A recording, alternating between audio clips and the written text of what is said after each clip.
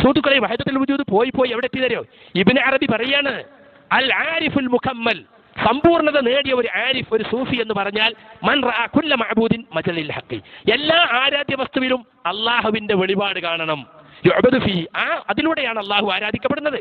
വലിദാലിക സമ്മൗഹു കുല്ലുഹും ഇലാഹൻ, അതുകൊണ്ടാണ് ആളുകൾ അതിനെയൊക്കെ ഇലാഹ് എന്ന് പറഞ്ഞത്. മഅസ്മിഹിൽ ഖാസി ബിഹജരിൻ ഔ ഷജരിൻ ഔ ഹയവാനിൻ ഔ കൗകബിൻ ഔ മലക്കിൻ. മലക്ക് ആയിരിക്കാം ആരാധിക്കുന്നത്, അതിലും അള്ളാന്റെ വെളിപാടുണ്ട്.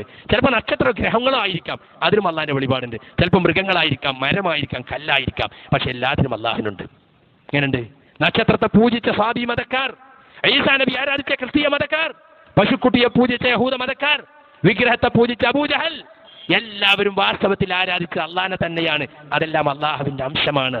ഇന്നല്ലദീന അബദുൽ ഇജ്ല മാ അബദു ഗൈറല്ലാഹ്, പശുക്കുട്ടി ആരാധിച്ച ബനൂ ഇസ്രായേലുകൾ യഥാർത്ഥത്തിൽ ആരാധിച്ച അള്ളാഹുവിനെ തന്നെയാണ്.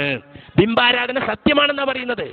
ആദറിന്റെ ബിംബാരാധനയും ഇബ്രാഹിം നബിന്റെ തൗഹീദും, ബാപ്പാന്റെ ബിംബാരാധനയും മകന്റെ തൗഹീദും ഒന്നാണ്. മൂസാ നബിയുടെ തൗഹീദും നമ്രൂദിന്റെ തൗഹീദും ഒന്നാണെന്നാ പറയുന്നത്. നോക്കൂ നിങ്ങൾ, എന്തുമാത്രം വലിയ കുഫ്റാണിത്. ഫതൗറൻ തറാനി ഫിൽ മസാജിദി റാക്കിഅ വഇന്നി തൗറൻ ഫിൽ കനായിശി റാക്കിഉ.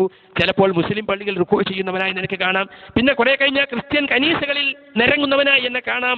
ഇതാ കുന്തു ഫി ഹുക്മി ശരീഅത്തി ആസിയൻ, ശരീഅത്തിന്റെ വിധി അനുസരിച്ച് ഒരുപക്ഷെ ഞാൻ ധിക്കാരിയാണെന്ന് നിങ്ങൾ വിധി പറഞ്ഞേക്കും. ഫഇന്നി ഫിൽ ഇൽമിൽ ഹഖീഖത്തി തായിഉ, പക്ഷേ ഹഖീഖത്തിന്റെ ഇൽമനുസരിച്ച് ഞാൻ അല്ലാഹുവിന് അനുസരണം കാണിക്കുന്നവനാണ്. കണ്ടോ?